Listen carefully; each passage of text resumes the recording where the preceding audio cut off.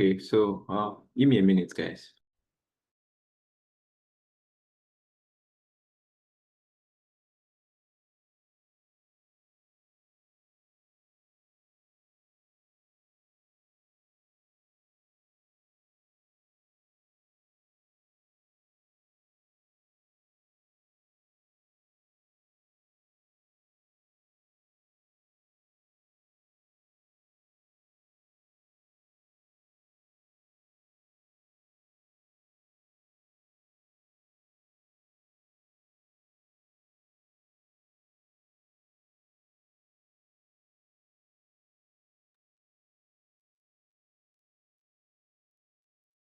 Okay, so good evening, everyone, and welcome to your second class in automated testing in Flutter. Okay. Um, in our last class, we treated simple examples and testing. I explained automated testing, the types of automated testing. I explained the structure of the test, how you can get started writing unit tests, which is the most basic form of testing and the most widely used, and I dare say the most important. So give me a thumbs up if you can hear me. You can see my screen.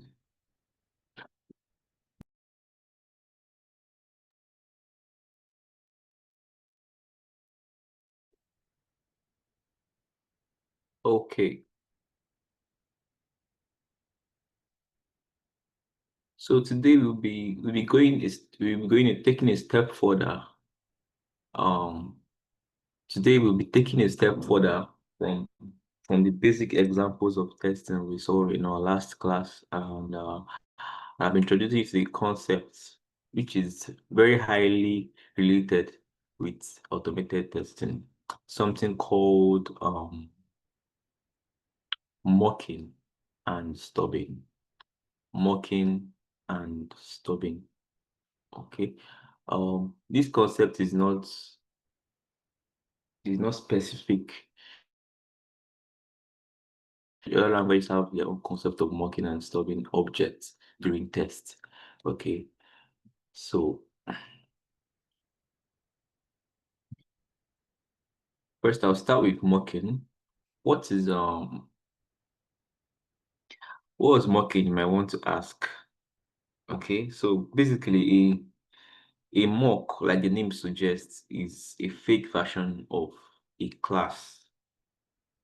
A fake version of a class that you can control. You can program it to return whatever you want it to return, right? It's just for instance, you have a cat class, a vehicle class, right? And that vehicle class is a very heavy, complicated class that has very complex logic around it, and you don't exactly want to. Okay, before I go there first, so I just explained mocking is the fake version of a class. So you might be wondering, why do we need the fake version of a class when we want to test? Okay, so I'll just paint this scenario for you. Imagine you are testing a cart controller class, a cart controller, that controls the UI of a cart. You have a cart system. Maybe you're building an e-commerce product. You have a cart system, and you want to test this cart controller. Off the top of your head, basically a cart controller is going to fetch product listings, add products to cart, or maybe update backend if there's a mirrored cart in the backend, right? So first of all, it has like database access, it has backend access, API calls, and all those things, right? It has its, but it is accessing it through maybe a cart repository, you know. So remember, a repository is basically like a data source, an abstraction for a data source, right? If you're making API calls or services, you wrap them in a repository.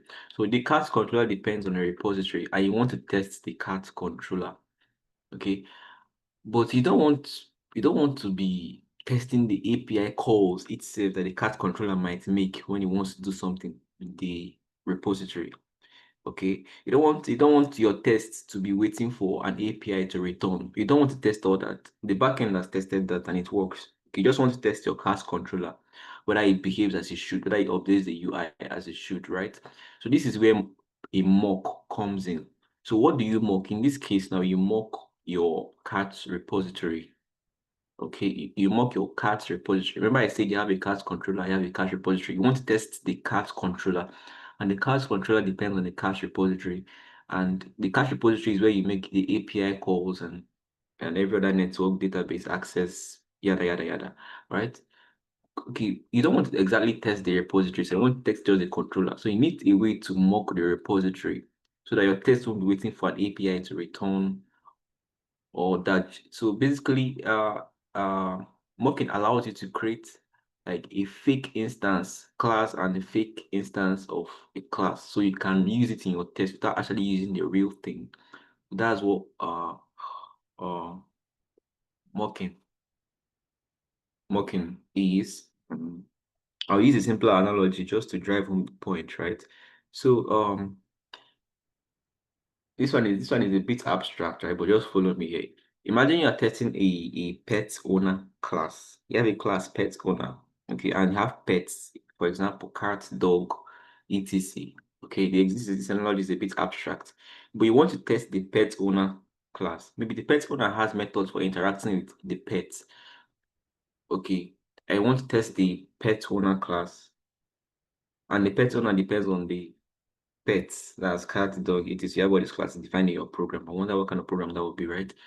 So in this case, this is where mock comes in because you don't need the actual objects that the pet owner depends on. You don't need those actual objects. So, and you know that the implementation can be heavy if the actual objects have very complex logic around them. Like you really don't want to test that. You just want to test the pet owner. You can now decide to mock, okay, those dependencies, mock them. So that's the idea of mocking, right? So basically, you use mocks when the real class that you want to mock has things side effects like network calls and database access.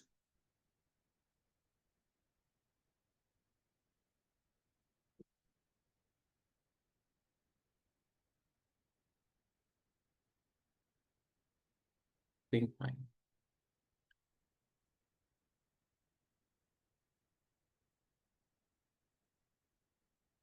Hello, sir. We can't hear you. It's like you're breaking. We can't hear anything. Sorry about that. I think my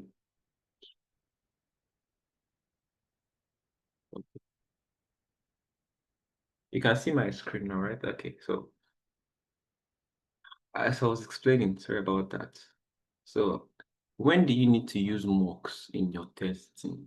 Okay, you need to use mocks when, note this down, when the real class has side effects. What are side effects? Things like network calls, database access, accessing some service, things that are not actually the business logic of your application, just external things, like I explained, network calls, database access. This is what the real class does. You don't really want to be testing network calls and database access. Okay, so that's when you need to use mock. So you mock that class to create a mock instance of it. You need to mock it. Okay. When you want to test interactions, you want to test interactions with a particular class, not the behavior. For instance, let's say a cat controller class interacts with the cat repository in such a way that maybe it uses the cat repository to get a list of items and updates some states and maybe does some custom logic on it, right? You want to just test the interaction between cat controller and the cat repository. You can mock the cat repository. Okay, you can mock it and control the behavior. Okay, so you can also use it to verify behavior. We'll be seeing examples of that very soon when we get to our VS Code. Right. Okay. So don't use mocks Don't use mocks when you want to test the actual behavior of the class itself. Okay, mocks are not advised. Do not use mocks when you want to test the actual behavior of a class or an entity. Don't mock it because that defeats the whole purpose. And as much as you can, if you can avoid mocking, always avoid mocking. Okay, okay. So I've explained mocking, and now let's explain stubbing. So basically, stubbing is like stubbing is like programming the behavior of a method. Okay, you just program for instance, a method, if you're using something like Google Maps, right? And you're trying to access weather through the Google Weather API, rather not Google Maps, Google Weather API, right? Normally, the behavior of that mechanism would be that it would ask Google servers for you give it some coordinates, right? Some latitude and longitude coordinates, okay, or maybe an address, and to ask Google for maybe weather forecast of that area. And Google servers will return some JSON data that you parse and use in your application, right? But you want to test something that uses that weather service. We don't actually want to be asking Google because sometimes maybe I not have network or the network call might take too long, or maybe you're not just really interested in testing Google services because Google services they work. Google has tested them themselves. You don't need to be testing that. Okay. So you can program the behavior of a mock object you created. For instance, if you abstracted the service into something called maybe a weather service or something, you can control the behavior of a method. For instance, if you have a method called get weather, this get weather is the method that actually does that getting weather um, functionality. You can stop it, control the behavior. We'll see examples of how to do that right now, testing. So that's what stubbing is. Mocking and stubbing usually go hand in hand in that testing. Like yin and yang, right? I'm not really sure you can do one without the other. Okay, but if you're mocking, that's because you want to stop, want to control the want to control the behavior of a particular method. Okay, so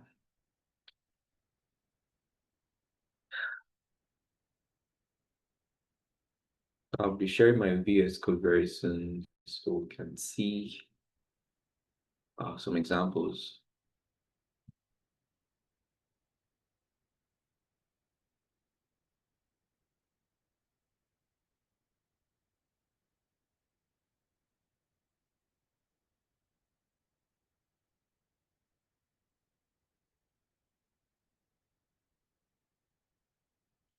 Okay, so these are examples from our previous class.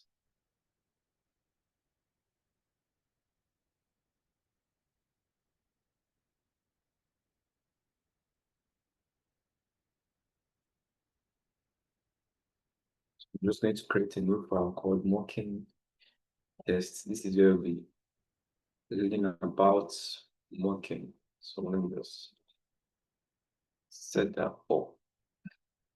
Here my entry points. Okay, beautiful.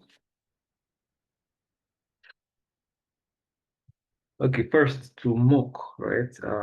In Dart, there are two packages that help you do this, right? To mock and stuff, the two packages, but the package we're looking at today is Mockito. Almost sounds like mosquito. Mockito, right? I prefer to use Mockito because kind of abstracts away all the details that you don't need to know and just provides you with what you need to know, and it has more enhanced functionalities, and it uses build runner to generate your mocks. The other alternative, mocktail, doesn't use a build runner. Okay, I'm sure we know what a build runner is, right? Doesn't use a build runner. You have to manually extend the mock base classes and do all those things. But Mockito provides all that for us out of the box. So that's what we'll be using. So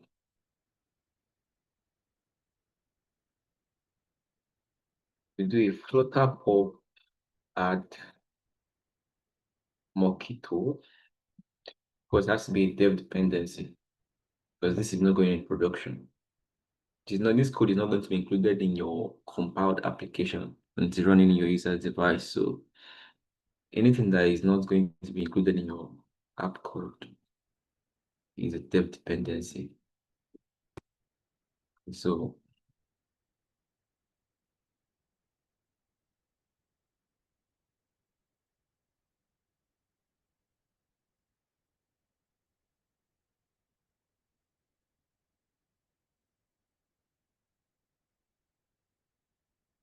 while that installs,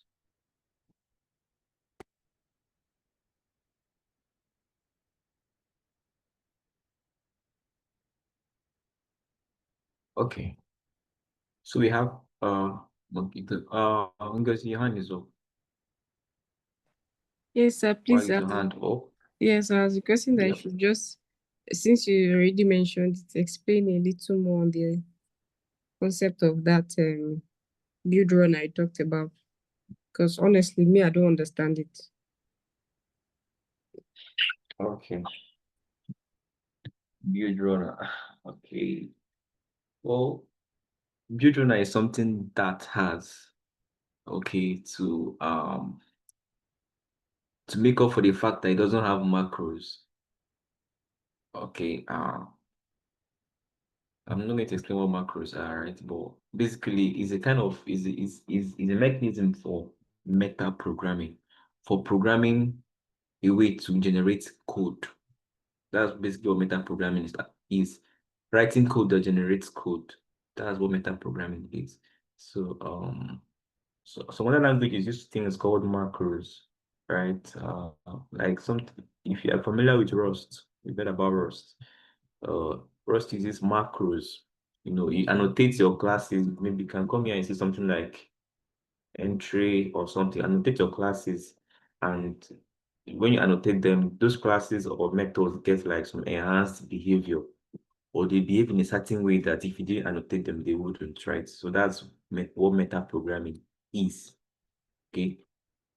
And most times it's used with something called macros, but that doesn't have macros, right? So it has build runner. So build runner is kind of a manual approach to it, in the sense that you still annotate your classes. For instance, if you use something like JSON serializable, I don't know if anyone of you have used JSON serializable uh, when you're trying to generate models. Have maybe products. This is typically how a JSON serializable model looks like. And here you have JSON serializable. Okay. And maybe here you have your factory product.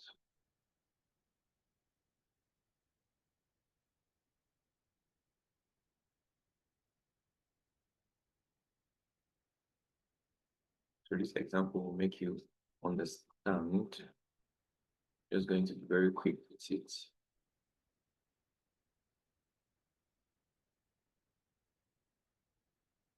So if you ever use such an serializable, this one is a mouthful. I bite my tongue. Okay, if you ever use JSON serializable to generate models for your class, generate model classes, that's what they are called, right? This is typically how it looks like. And then you now have a part declaration here.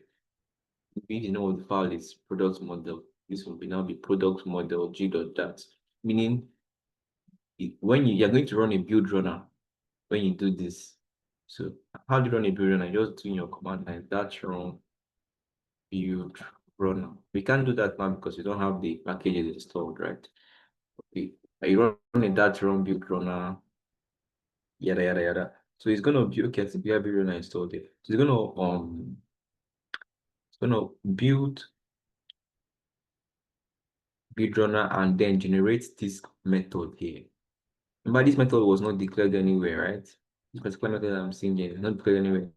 It's going to generate it and put it in a file called product model.g.dat, meaning product model generated dot dat. So basically what the builder did is it generated code for us based on our code. Okay, for instance, I can have things like maybe int ID,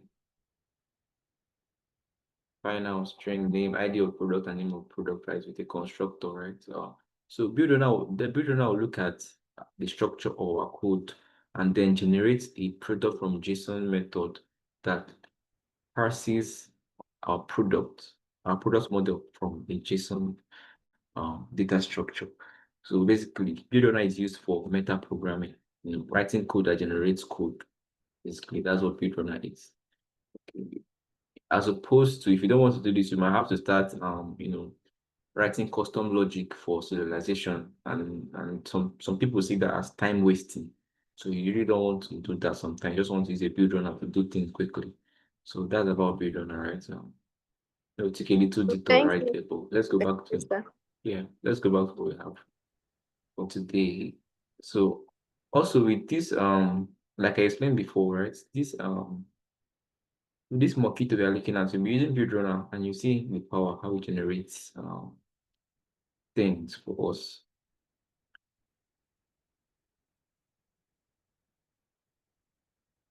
Okay, so let's do a quick example, right? Hypothetically, say we are building a weather application, an application that tells us the weather of your current location, of your current user's location, tells you the weather in a location rather. Because you already know the weather in your location, so you're going that. So let's say it tells you the weather in any location that you give it. For instance, I want to know the weather in Lagos because maybe I want to travel to Lagos, right? So typically you might have our UI, which is not part of what we are testing today, but we have a weather controller that controls our weather UI, okay? And we have a weather repository, okay? And this weather repository, let's see, we have a weather model,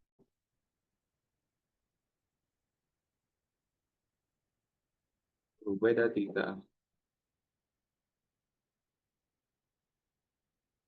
Okay, just bear with me. Let me set up this example real quick.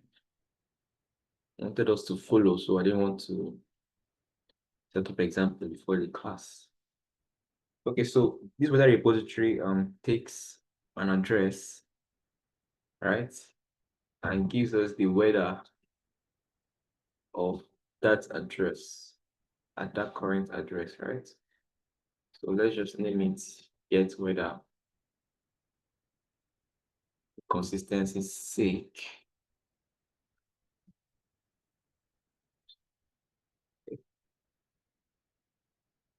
So here we'll just do a quick return real weather forecast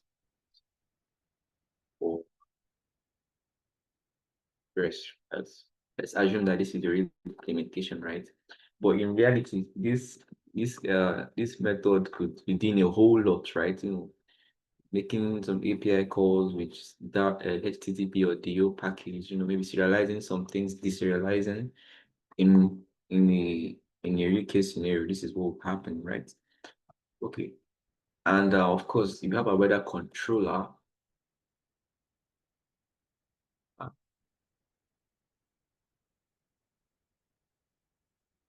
weather repository,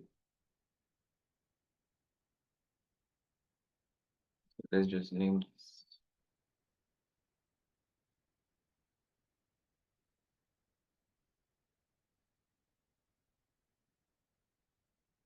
Okay, so let's look at the dependencies here in a bit, right? So we have the weather controller, which depends on the weather repository. So in this controller, we have our method.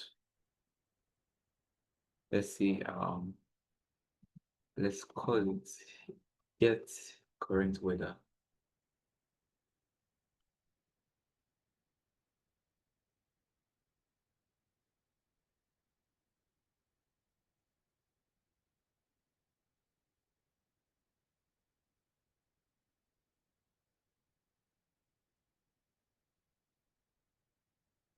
weather, right? Okay, so we have a method that does get current,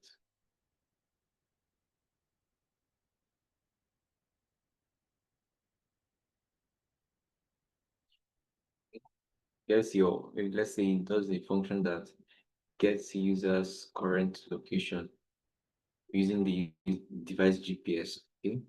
And it forwards the call to the repository, get weather, and let's assume this is the current user's address. Okay, so I'm just send this example so we can move on to the important thing, not asynchronous at all. We don't have to make it asynchronous.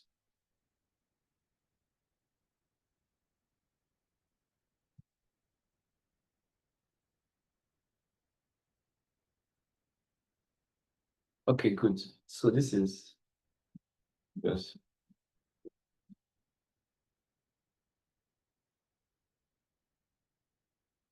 okay. We have a basic controller, right? So now we want to test this control. I want to test that when we do get current weather, that we actually get the current weather. We could use a simple getter here that tells us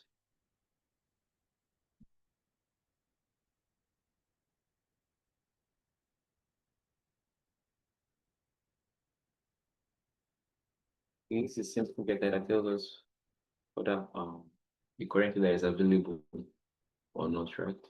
Okay. So now I want to test this controller. But now we see that the controller depends on on the repository, right? So and that repository is expensive in real life. In real life, that repository is expensive. We don't want to be using an actual instance of repository because you know, we could be making some API calls and all the rest of them, and we don't really want to test all that. We want to mock the behavior and see how the weather controller interacts with it, right?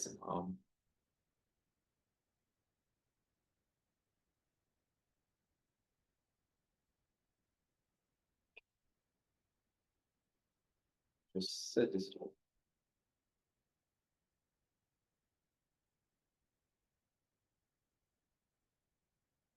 Use this. Oh,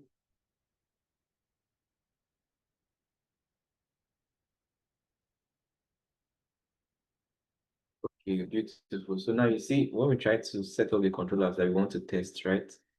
Um, you see that it wants a repository. Okay, you see that that it wants a repository, right? So how do we give it a repository? Because we don't want to give it we don't want to give it the real weather repository. We want to mock that weather repository. Okay, so how do we achieve that by creating a mock of the weather repository class. Okay, I explain what a mock is in the beginning of the class. So how do you do that with Mockito package? First of all, we've installed the Mockito package, right? Now let's import it because it needs to be imported. Okay, so we have I think it's named at generate nice mocks.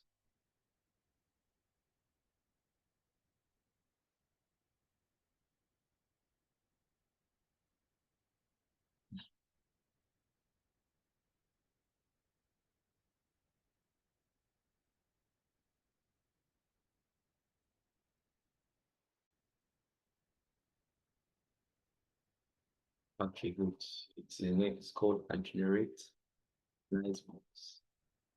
We'll explain what this does in a bit, right?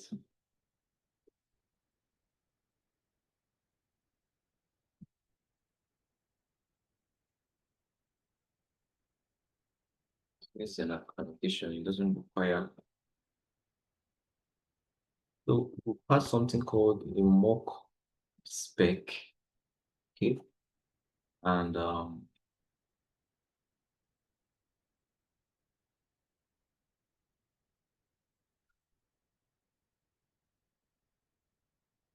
we give it the name of the class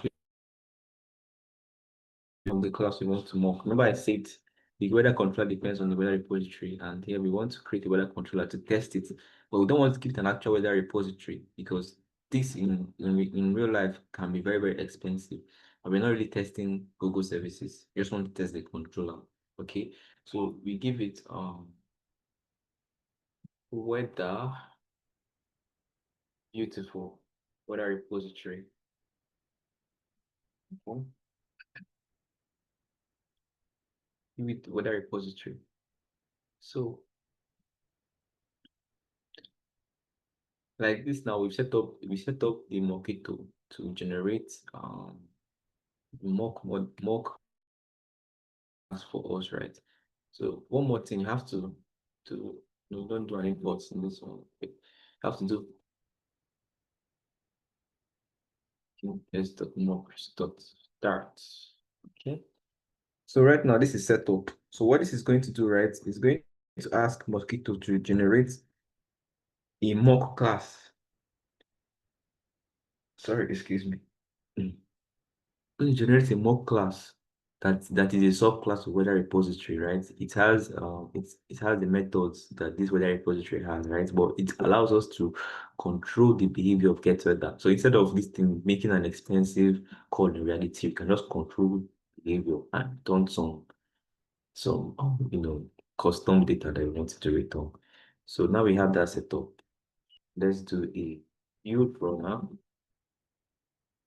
that run build runner build. Okay.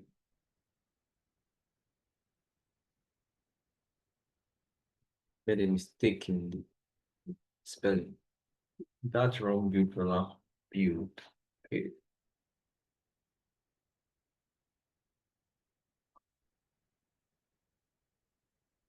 So the build runner is going to generate the code for the mock class. And we are going to look at it in a bit and to see going to look at the generated code to see what's going on. Okay, okay, beautiful. So if you see my left panel, if you see my left panel, right, you can see that it generated a file called mocking test or mocks.dart. Okay, that's the work of build runner. So let's inspect working. Well, things are always very, very complicated. Okay, well, this one is simple today. Okay. Okay, so you can see it has some custom logic, right? That we didn't ask it to create. So, but the important thing to note here is that it gave us something called a mock weather repository. And this mock weather repository implements a weather repository. Right. I'm sure that in object-oriented programming, once you have implements or extends, that means that the one that is implementing is automatically a subclass. Okay, so you can see it implements weather repository and it creates its own version of the get weather method. So what this basically allows us to do is allows us to for an instance of mock weather repository, right? We can mock the behavior of get weather rather than using the original one that is very expensive, that could be very expensive in real life. And because it's not what we want to test, that's not our focus. Okay, so how do we do that now? So here we come here and we do, okay, how do we proceed? So what we do here, repository, and instead of giving it the real repository, we give it the mockwear repository that we have created. Okay, so we now pass it to this controller. Remember, we want to test this controller, and this controller, when we want to test it, it interacts with this repository. Okay, so good. Now let's write our test case. So basically, our test case would be a very simple one, right? We just want to see Sorry. Just want to say when we try to get current weather, you should expect that the current weather is not no beautiful. Okay. So now if we run this code, we do a Dart test. If we do a Dart test, this test should fail. Oh well, it passed. Okay.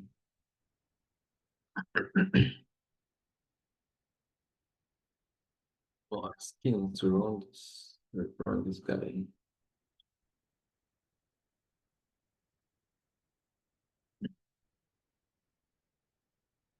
Okay.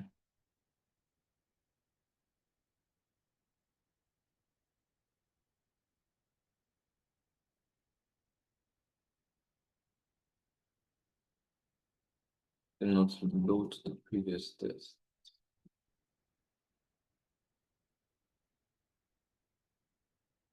Okay, beautiful.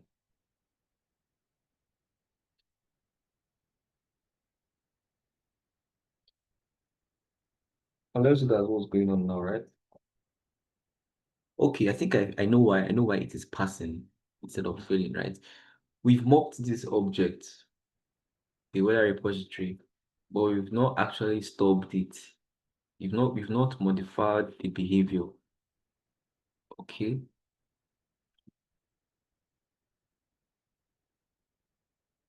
We've not modified the behavior. We are calling controller.get current weather. So basically the idea is there are two these things here. Okay.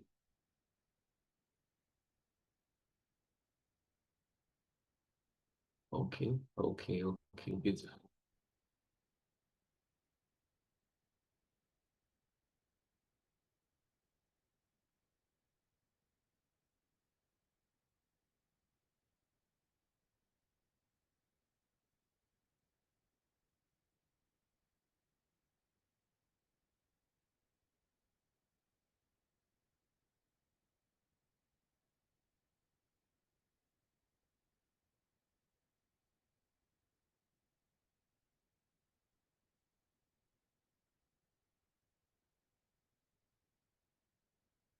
Okay, beautiful. Beautiful. So here it says a member value of the created fake object was accessed because you're using a print now, right? But we did not stop it.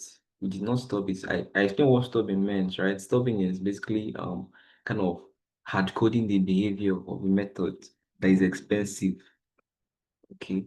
So here it says member value of the created fake object was accessed. Add a stop for more query repository or get whether using mockitos, blah blah blah blah blah when API. Okay, so the thing is, we are calling controller.get current weather, but this controller.get current weather, remember it forwards the call to the actual weather repository to do this, right?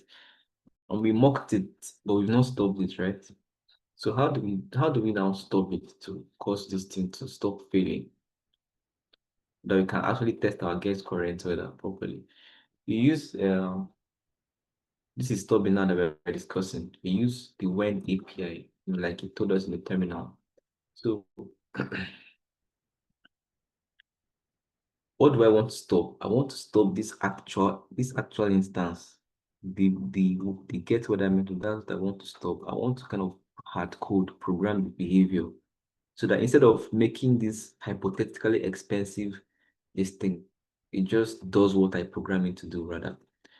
I know this might be hard to wrap your head around, but just follow me, right? So here we have repository because this is what I want to stop. So here we do repository dot get weather. Okay.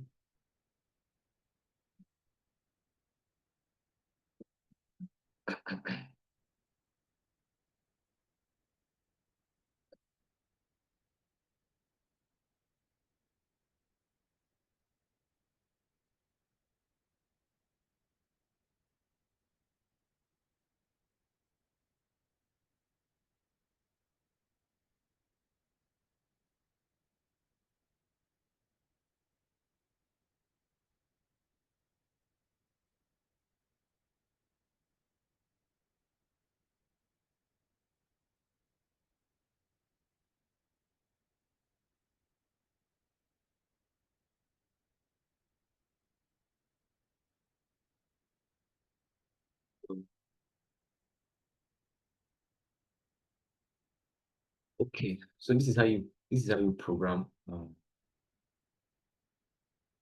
this is how you program the method. So here we see when repository dot get, so just read it like this, right? When repository dot get whether any address you give it, then answer with something, a custom object. Remember the actual implementation gives us a weather data. So let's name this mocked weather data. This is supposed to be dot then return. I'm going to explain the difference between dot then return and dot then answer in a minute, right?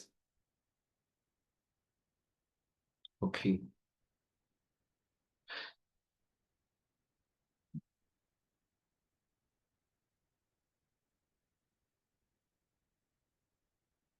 let's try and run this example again. Then here we print controller dot current weather value dot string. Let's see what it gives us this time.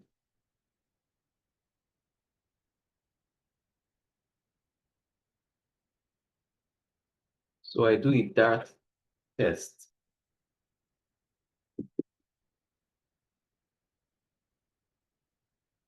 I think that is okay. Okay, okay.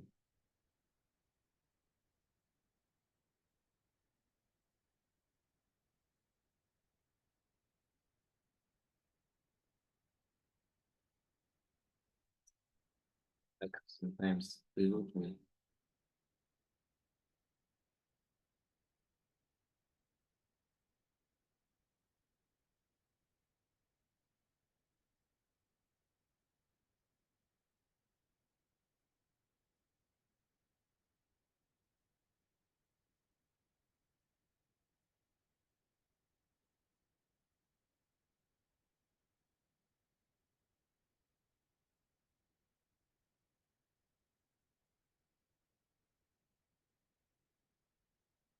Sorry guys, I'm having some challenges with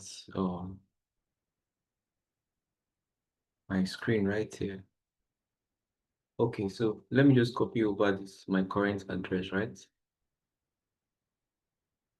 And in the effort of trying to stop this method.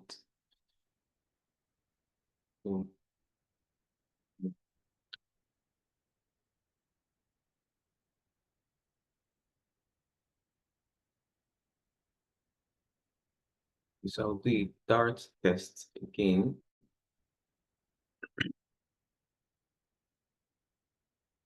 Okay, so here it says some tests failed. Add the stop for mock weather repository dot get weather. Okay. You need to run a build runner first of all. So you can generate everything afresh. Or you can use the mock.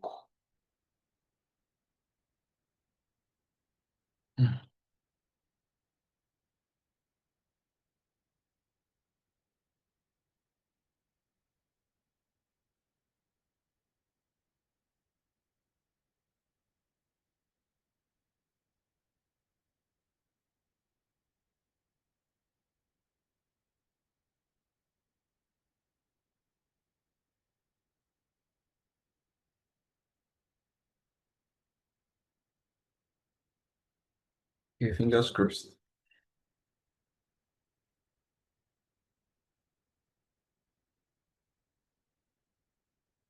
Okay, beautiful. So now we can see um the mocking works now. So you can see using this when API, right? We were able to program a default behavior for this dot get weather method, right? So like I said, this is how you read it. When repository dot get weather called with my current address, return a custom weather data. Okay. So you can see the power of this now, right? It has helped us bypass this hypothetically expensive object. Sorry, not this one. Helped us bypass this hypothetically expensive object because we don't actually want to test. Sorry, it's my highlight here. We don't actually want to test the weather repository, right? We want to test the weather controller. We want to test its interaction with the weather repository. So rather than using an actual instance, we created a mock using created a mock using Mockito, which gave us a mock weather repository. So I opened up the example here and you saw the mock weather repository implements weather repository, yada yada yada, with all this code right here, which is not our concern. So and we're able to program the behavior using the when API. Okay, so now what happens is when weather controller forwards its call here, it actually uses this mocked behavior that we've specified. That is why when we try to print controller.current weather.value.print, it actually gives us this mock weather data printed in the console. So this is mocking and stubbing. I think we're not in one example we've seen mocking and stubbing. Okay, there are much more advanced use cases and APIs in Mockito, right? So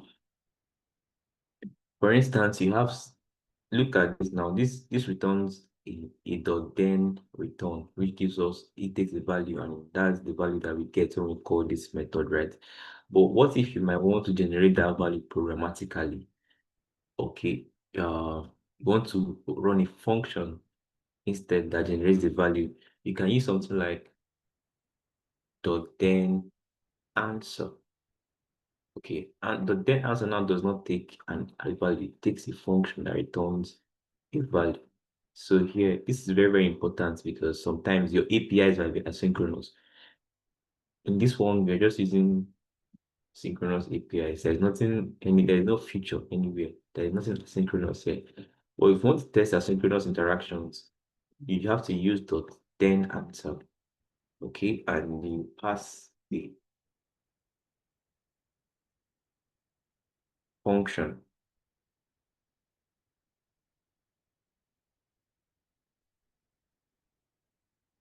Hmm.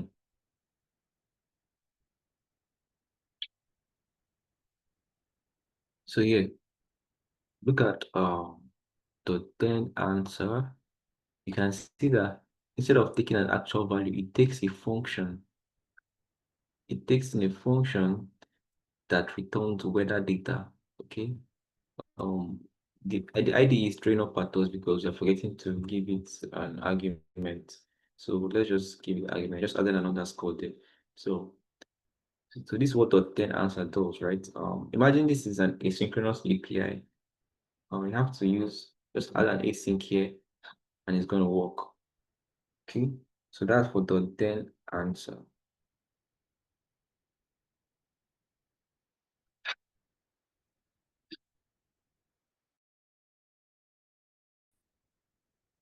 Okay, so does anyone have any question regarding this mocking and stubbing example that we just saw, right?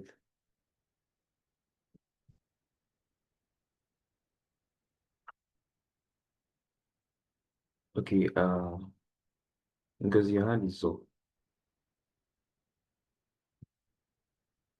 Yes, I want to say Yeah, yeah, go ahead. the concept, I don't know about that, so but for me, it's quite complex and still trying to wrap my head around all of this, logic that is done here in regards to mocking and stubbing. So I guess I'll go over it again before I'll even know whether I have any question or concern. Because like this now, I'm still trying to wrap my head around all that you have explained to us. Okay. So yes, I understand. When I first learned about um working and studying in testing, I didn't just learn it in one class, right? I had to go back and look at documentation, read, try it out, and all those things, right? Is an advanced concept to be honest, right? And but it is useful. It is useful when you're trying to build large scale applications that you have to write automated tests for. So the important thing you should get out of it is, like I say every time, is the concept, the actual concept. Like, focus on the concept. What does mocking do? What does it help you do? Okay, when do you need it? Why do you need it, right? I'll be explaining this again before the class is over. Please give me a minute.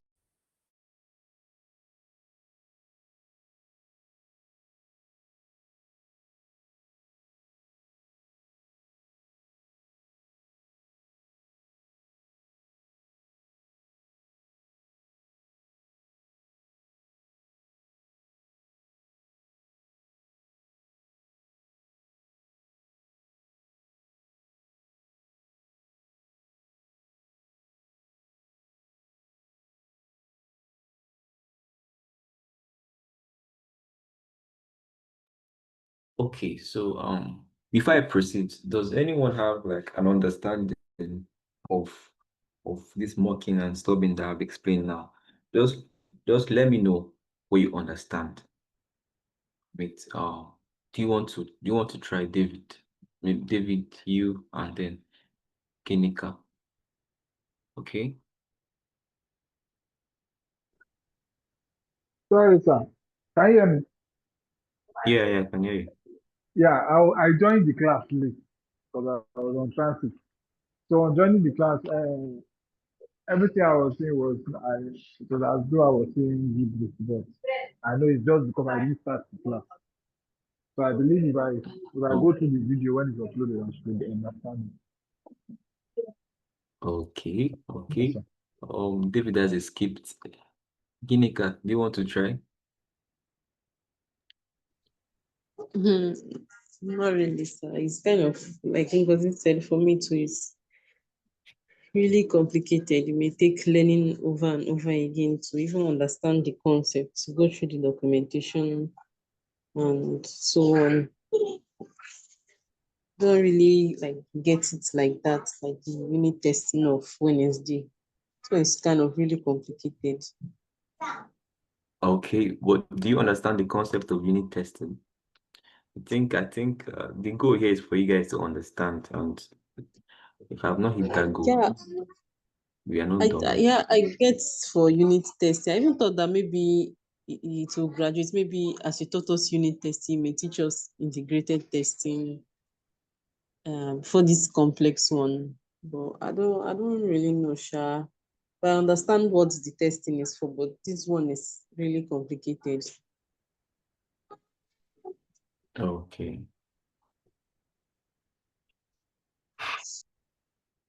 And please, I have a question. Mm-hmm. Okay, why like if the I just want to understand if the API is working and I'm seeing my Mm-hmm. results, why do I still need to do all this long process of testing again? If I have called the API, is interacting with my controller and the repository, and I'm seeing it on my UI. Why, Mm-hmm. what do I really need to use this testing for again since it's working? Okay. That's a very beautiful question. Yeah, that means if you can test manually and you see that things are working, why do you need to still write automated tests? Okay. If you're working in Codehouse, engineer, okay. So sorry. the thing is, when you're building complex applications, right? An application that is constantly in development, or there's constantly being worked on, right? There are some changes that you might make, okay, that might break something somewhere, that could break something somewhere. You may not know, you may not catch it on time. You cannot test you cannot test everything manually. Every time you release a production application, you cannot test everything manually. Software testers cannot test everything manually. So the idea is that if you have test cases in place that is wrong every time you want to release a new version of the application, and those test cases cover every aspect of the application that needs to be functional. The idea is if you add a new feature or implement something or fix a bug and you run those test cases, it kind of validates that everything is working as it should. And if something is not working as it should and the test fails, it helps you catch it earlier and faster. Okay. Does that make sense? Do you understand? Kind of, because for me, my own idea, like I've always used to check my bug is okay. If it's not returning what it's supposed to return on my UI, it means there's a problem. Are you saying that it's very possible that something may not even be showing on your UI that there is a problem, but it can be showing on your test that there is a Exactly. problem? Is that what you mean? Okay. Exactly. See, this is an intermediate class, right? You guys are not beginners, right? So imagine you're part of the team that is building a large application like Binance or Bybit or any of these big fintech applications where one bug can cause the company to lose millions of dollars, right? And you know how large these applications are, and you guys want to build a feature, and maybe you pick something from this file and put it here, and wearing things. You could have broken something somewhere, an important logic somewhere, right? And you can't possibly test manually to find what you've broken at that instant. Okay, but this large application, they'll have test cases in place that test these core functionalities, to enable that anytime they want to release a new build, everything is working all good and fine. Okay, so for simple applications like calculators and all those things, of course, it's very simple. You have like only maybe one or two features. You can always test them manually and see when things are not working. But for large applications, right, this is why testing is important, and this is why the very, very smart people that thought about testing.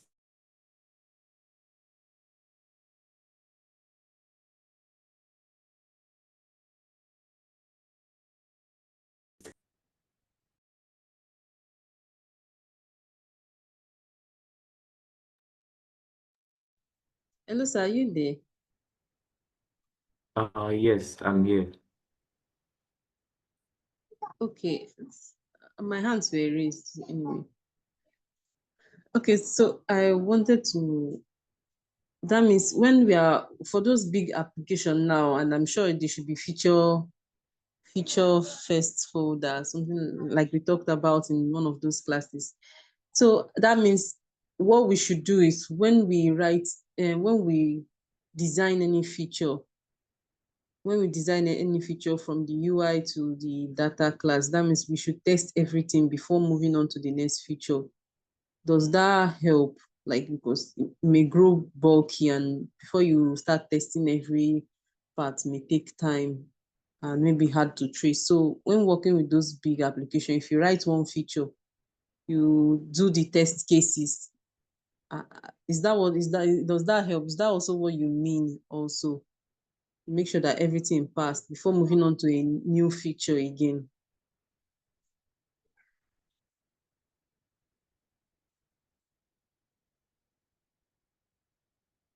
Oh, I'm so sorry. I'm so sorry. My network just acted up now. So, Ngozi, I lost you your question. You had a question for me. Please go ahead. I was the one asking, Ginika, I'm the one asking you the question. Okay, so what's the question? Okay, I said that you were talking of big applications, and I was like, for those big applications, how do they do the test? Is it that they finish the whole application and begin to test, or they work with this, as we said, the feature first folder structure, and maybe if there's a new feature, like let's say product, you test everything about, like after you you design from UI to the service class, then you test it to know whether it's working, like write this kind of test to know if it's working before moving on to a new feature.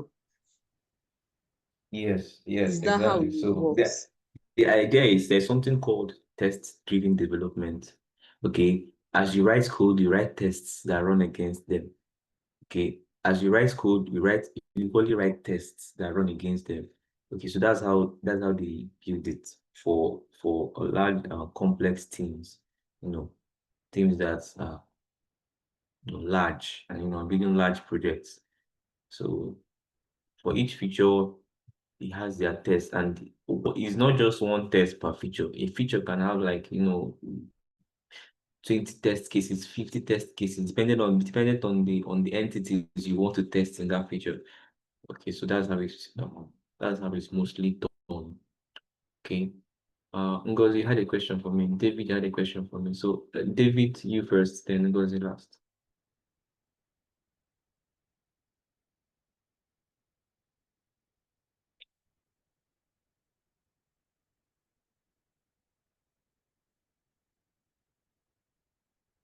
Okay, I think David can't hear me. Ngozi, what's your question?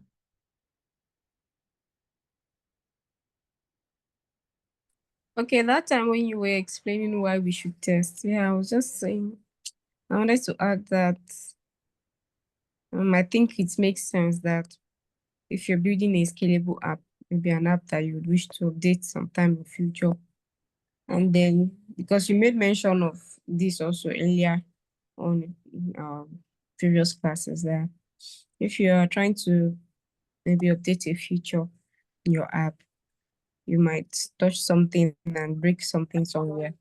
So if we're to look at the whole concept of testing, then it makes sense that way.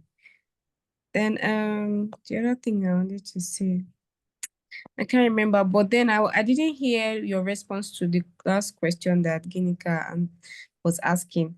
So I don't know if you could please rephrase or paraphrase what you said about how we do the testing. Do we do it when we are done with a particular feature, we test that feature? I didn't get your response to that. If you could just Okay, there's no one rule to whether it was done. Most times I mentioned something called test-driven development. The idea is as you implement something that is core to your application, you write tests that runs against it. Okay. So that it doesn't, because if you're leaving it all to when the application is now full and down, is writing the test for all those things might feel like building another application of its own. It can take time, it can be overwhelming. But if you're writing tests bit by bit as you code, maybe if you implement product cart feature, you write tests that runs against. If you implement payments feature and transaction feature or whatever, you write tests that runs against it, so that when you finish everything, you don't have to come and start writing tests from scratch. Okay, and it saves time. So it's called test-driven development. And yes, you got my explanation right. That is why you need to write tests. Okay. For simple applications, you may not really need to. Okay, you may not really need to, but it's always good practice, and good practice is always encouraged. Okay, so yeah. Was there another question?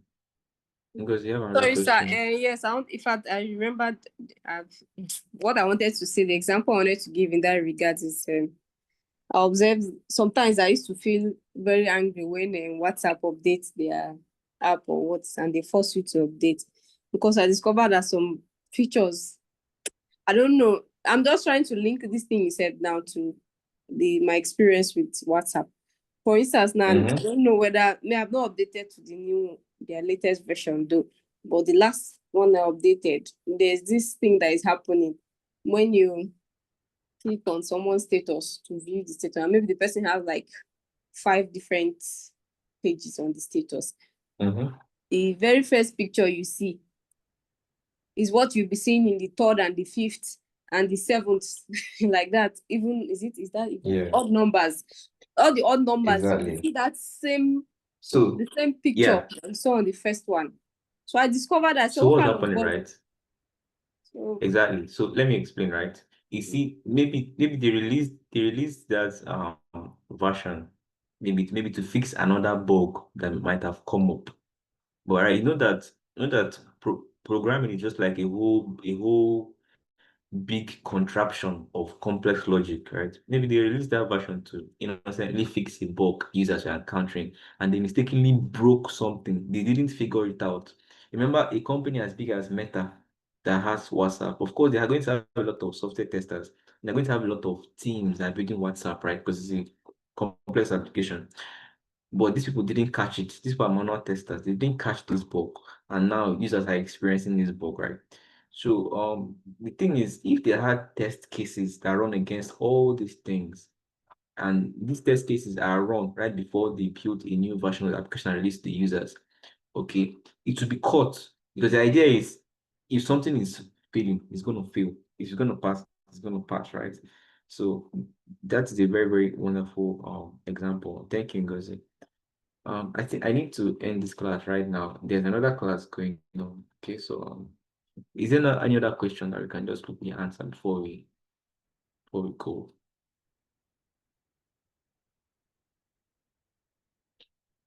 Okay. In the absence of any other question, guys, I know this is the hard concept to wrap your head around, right? But we can always have conversations around it in the group chat. Okay, ask me questions, do some reading on your own, ask me questions. I'm always going to explain and answer. Okay. So thank you for joining this class. I'll see you next week.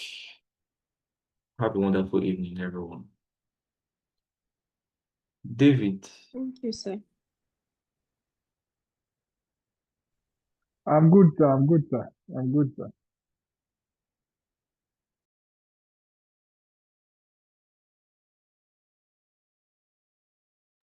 Okay, David, please help me end the recording. I think you are the co-host now, so